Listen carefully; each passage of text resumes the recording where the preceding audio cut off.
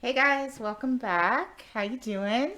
Uh, January, how has January been? I've talked to a lot of people, and January has really shown up and shown out in some good ways, I've heard, and in some tough ways.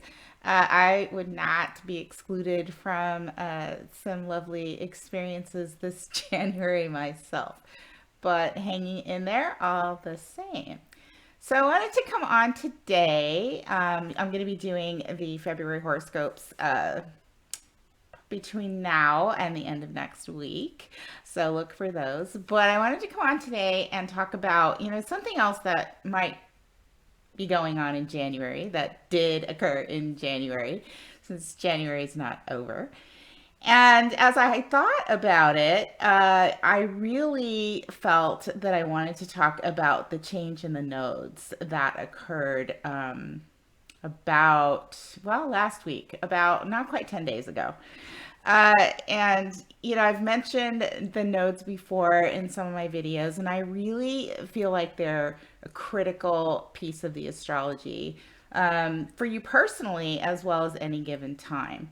So I wanted to talk about that change. And so, we came out of the Sagittarius South Node, where we come from, what we're looking to bring out and either change or move away from.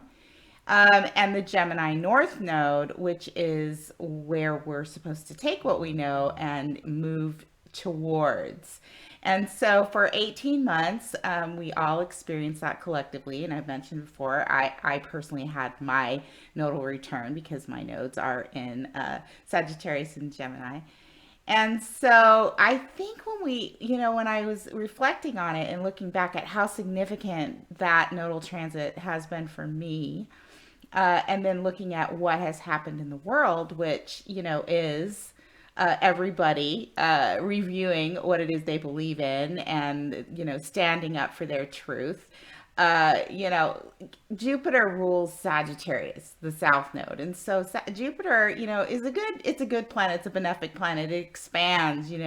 It's confident, but it can also be dogmatic and traditional, which, listen, isn't a bad thing. But I think in these times, we haven't been in or put in or experienced situations that have been anywhere near what I think most of us have experienced as traditional. And so during that nodal transit and all those experiences and how our lives have changed, really, I could see, and I'm sure all of you could see, that, many people were reviewing what it is that they really believed in, what they held as, true for themselves for their entire life, whether it was, conditioning from their childhood, what they grew up and learned to stand by, or what they developed over time. Whoever you are, and anybody I've talked to, those issues, those things we've been looking at, we haven't had a choice. And a lot of people and the world in general has changed that. We've sort of taken that and gone, okay, that was good for me and that made sense for me, or my environment, the world. And, now I have some time because things have slowed down, and things are facing me in terms of supply chains and access to health care, and how we're able to move around, and we have time to sit and go, okay, like, does any of that, those things, the way that I lived, what I believed in, does any of it make sense now? And uh, a lot of people, I think, came to different realizations and have made changes. I mean, we have this, what we've called the Great Resignation, that was happening since the summer, and I read about it at least 3 times, and honestly, I saw it with my own eyes. I was actually a part of that myself, and really, what it came down to is, what I believed in and what I've been doing just didn't seem like it was going to fit in to where I was going to be going. And I've seen a lot of people do that. And so they're speaking up, right? That's what Gemini does. It thinks, and figures out and breaks down and then speaks up or takes an action. And so we've seen a lot of that. And so coming out of that nodal transit and going now into the next one, which is the Scorpio South Node, and the Taurus North Node is going. I feel it's going to be very, very interesting in a lot of different ways. And collectively we can look at that as well. What is Scorpio energy? What does that represent? We've seen things even since it started to happen before the nodes changed, but even since, like, things that were undercover in the dark, maybe things that were a bit nefarious, sort of coming out in the open, and we're seeing it, in society and kind of being like, wow. And I think that the idea of this nodal transit is that a lot of things that we didn't see that were going on behind the scenes, things that maybe nobody wanted us to know about, or we just didn't have the time to look deep enough to actually see or pay attention. And so collectively, things are coming to the surface and coming out, which is what Pluto does, and Pluto rules Scorpio.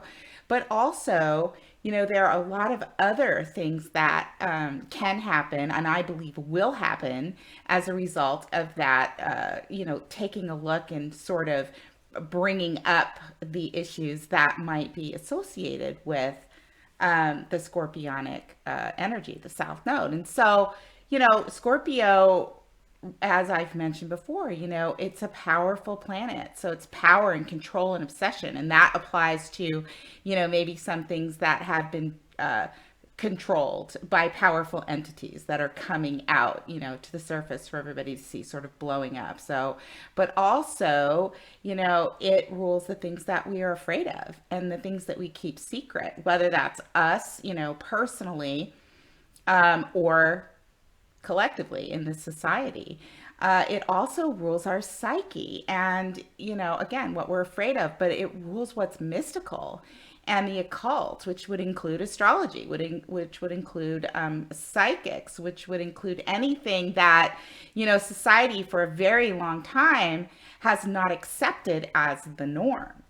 And so all of those things, and it depends on where you're at in your life, could start coming up and really, with the power that Scorpio energy has and bringing that up to the surface, transforming it and actually putting it out there is what I think we need to do. It's like moving away from what we're afraid of, moving away from what we've kept hidden, whether it's in our minds or in our lives or in our gifts, whatever that is. It's a transformation, and being able to notice, what's going on for us, what's going on in society, and what's true for us, and then moving that into a Taurus energy. And Taurus is the Venus ruled sign, and it represents what we value, including ourselves, our own self-esteem, and our own value, and how we place ourselves in the world.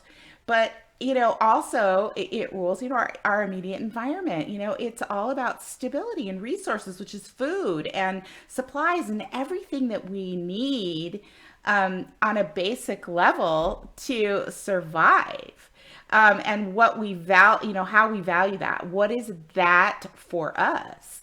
And so, again, if we look at the history here, what's happened the last, bit here, bit of time, is we've all had to take a look at that. And I've mentioned that before. And so, when we're talking about on a personal level, what's inside of us, what have we been keeping in there that we want to bring out? What are our true beliefs? And we look at how we've been living and valuing things in our lives. We could start to see a huge shift in society and in ourselves as to what is really important.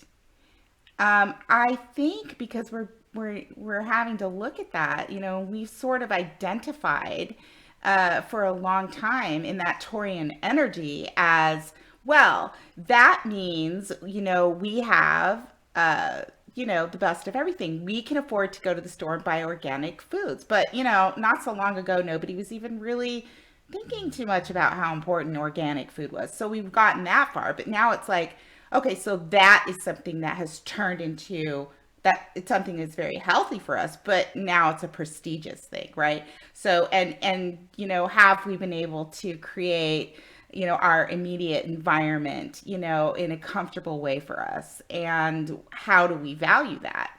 And a lot of society is like, well, that the value of that in this society is put on how big your house is, how flashy things are, how you can fit into a certain level of status, in life, right? So, because that's what we sort of look like. It's like overindulgence, Taurus energy. We can take those resources. It can be like, no, it's not just about the basics, but we can blow that up. It's kind of like we've created this environment where we have the haves here and the have-nots here, and society values people based on their ability, and it's only a superficial ability usually to create those things. And so that's kind of like what I see, the world sort of, like how it's kind of operated, unfortunately, for a while. And that's not everybody. But, again, you see these changes, they've been coming, like I mentioned, the organic food. And it's funny because just recently, in the last month or two, and before, but recently, a few more incidents or situations that have been brought to my attention or I've observed is that not only are people looking at their resources and how they value that and how they want to sustain their lives, but just in the example of how they eat and feed themselves, it's like, well, I'm not just going to go to Whole Foods now. I'm seeing people trying to create a place and a way and a process to grow their own food. Why? Because it's healthier, number one. Two, because we have had the time in the last few years to actually sit down and think about those things. Or maybe we decided that what we were doing before, like I talked about, is we don't value that. We want to do something different. What we always believed in. And now we're moving into this Scorpio and Taurus energy where we can actually, well, where I think the action starts. It's like, now we're going to start to see things really change. And, I think that things will occur, continue to occur, that might force some of us into that place. But I think overall, the idea or what we could do with this energy is to actually change things for ourselves and everybody around us, in a way where we can support one another, where things are a little bit easier and more basic, where, the finer things in life are things that are Venusian, like music and art and just love in general, and not so much what our house looks like, or whether we can go and buy organic food, or but that we can actually create an environment that is healthy and sustainable, and that can serve everybody as well as ourself and our health and our lives in a better way. It's just like more of a wholesome thing. So when I think about this nodal transit and then all of the other energies and the things that are happening in the world, I think the possibilities are endless, because when you look at the Scorpio energy, we can use another example and say, okay, well, that can, if we're talking about things that are hidden, things that we don't want to look at, look at the drug epidemic we have, that most of us who are in certain socioeconomic categories are like, well, we just we don't want to talk about that or think about that because it doesn't really directly affect my life. So we put those people, those are just lost people. Some of us might feel sorry for them. Some of us might, feel some empathy, but are we really doing anything? Or are we really looking at those people for what they are underneath, right? Could that person be brilliant?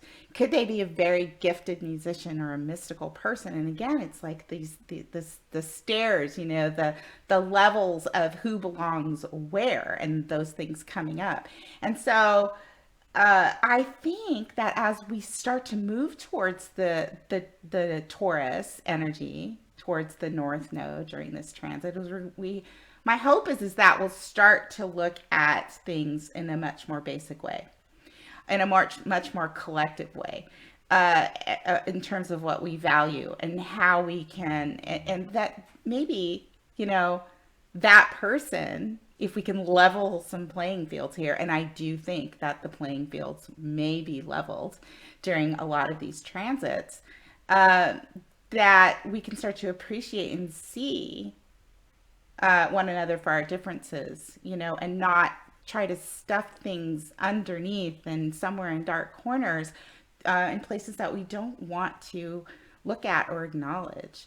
And bring them out and start to figure out how we can value that. And we've got this Pluto return coming up on February 2nd, which is the United States' first Pluto return. And I talked a little bit about that in the last video with Tracy. And, you know, I've been talking with Miriam and a couple of other folks, Whitney and Tracy, and we are going to, you know, we're fascinated by how this is going to show up for us in the United States. And there are a lot of things that we've pointed out and talked about, and there have been some intuitive, um, you know, insights on that. And it's really interesting that no matter where we're coming from, and that, you know, our opinions or what we see is not, you know, it's not exactly the same, that there are similarities, there are threads there.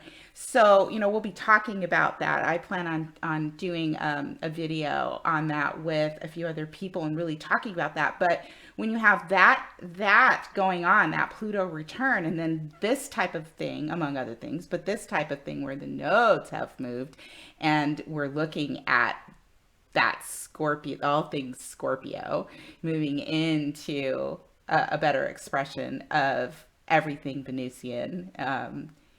I think that we might see, because Pluto is still transiting in Capricorn as well, and then, you know, the return happens there. I think we might see like some significant things happen, that will push us a little bit closer. Like maybe in the financial sectors, you know, our corporate structures, and we've already seen a lot of that. Again, you know, I've mentioned that, but I think more of those things will happen, and I feel like, you know, whether we can agree on, you know, whether, you know, why it's happening, or not, the fact is that it's happening, and what can we do with that to come out on the other side in a better place. And when we look at the Pluto return and the transits, there are so many other things that we can see that kind of, you know, just come into, and are interwoven with, you know, a transit, just one, which is the nodal transit. And it's interesting that it kind of looks like, you know, we might be starting to appreciate things and look at things, that we didn't want to look at before, and it might turn into somewhat of like a renaissance time, even, where, you know, we're bringing back and talking about and practicing and appreciating things that we all thought were long gone. You know, even it, like with the Great Resignation. You know, as you know, getting my astrology business going, I'm participating, you know, in different marketing, you know, websites and apps and things like that. And one thing that I find fascinating is that, you know, a lot of people have left their jobs. Why? Because it's, you know, it doesn't fit with their beliefs. They don't like the constraints, you know, they're speaking up, or they're just overall internally not feeling drawn towards maybe what they've always done, or what they thought they wanted to do.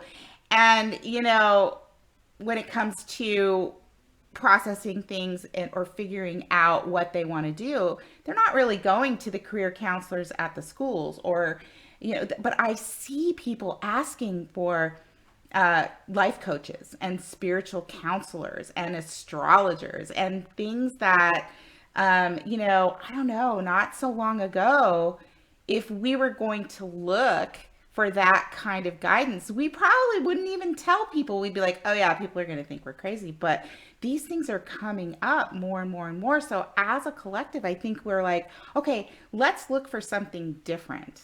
Because what I have now, or what I've been doing, just doesn't feel right. So that is kind of like, you know, rolling things back to a place that we used to be in history, and those things could start to come up to the surface and be used again and actually just kind of change the landscape. I see the thought processes and the internal, like, pull and yearning for people to actually experience and do things in a different way. So I hope that those things will happen, but I do think that it will be difficult for a lot of people, for all of us, and we have an opportunity to do something significant with that. So I'm really excited to see how that turns out for myself as well as anybody, as everybody else collectively.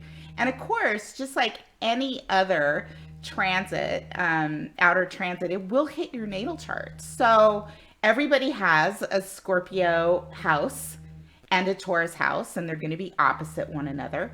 And the nodes will transit through that area of life, and you will probably feel a shift, whether it's subtle or it's really big, or see something in yourself or others around you or just the world in general that actually reflects what is going on there. Now, if you have personal planets in Scorpio or Taurus, and those nodes will be hitting that and affecting that area of life. So you will feel an impact, likely more so in an intimate way than possibly somebody who doesn't have any placements in Scorpio. Now, if you are a Scorpio sun or a Scorpio rising, that's going to be significant, especially Scorpio rising, because that's how you show up in the world and how people see you and you feel things on a physical level. So that could be significant. And of course, if your actual nodes are in Taurus and Scorpio, expect some transition, because that is this is your nodal return, which happens every 19 years. So think back, what was that like 19 years ago and the 19 years before that? And I did that during my nodal return. And I was like, okay, I noticed things, and yes, it was significant changes in my life. But it's interesting that the things that I came up that I needed to deal with, or chose to deal with, or even realized they need to deal with, really were they really matched up to the level of maturity for the most part. All of our journeys are different, and for what I was able to understand on my journey up to that point. This last nodal return, which was my third, was very significant. But if you've got these nodes, take a look and think back. Roll it back and take a look and think about what's going on inside of you now. And this is a really powerful time to bring things up and out, deal with them, integrate them into our lives in a different way, because Taurus energy is actually, it's an earth sign. So it's what we're actually tangibly dealing with in our immediate environment in terms of our resources and our values. See what we can do to make a change, or to use that energy. It's like anything else. It's nice to know, and it's just another tool to use to help guide us. And, that's what astrology is. It's what it is for me. It's what it is for a lot of people. And I'm finding that more and more people are really super interested in this.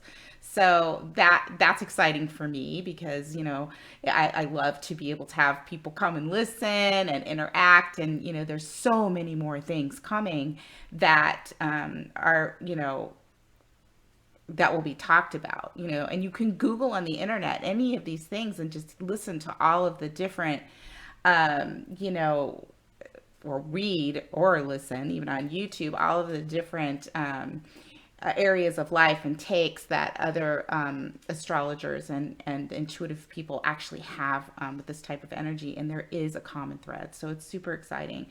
And so I wanted to come on and talk about that and sort of give a little explanation and my take on, what we could actually see happen with the Scorpio Taurus nodal axis. Again, 18 months. We're looking at this through July of 2023. Is it July of 20? No, or the middle of 2023, I believe. Anyway, it didn't grab the dates, but it's 18 months to 2 years with energy linkers.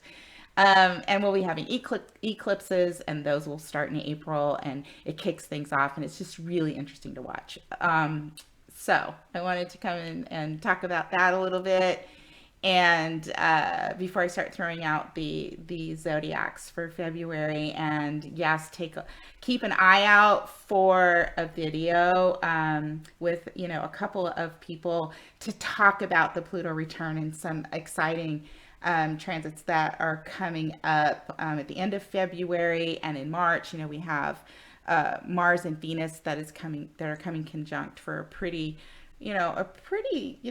week or so transit, which is significant. And I'm excited to see what that brings us, and I'll be talking about that too.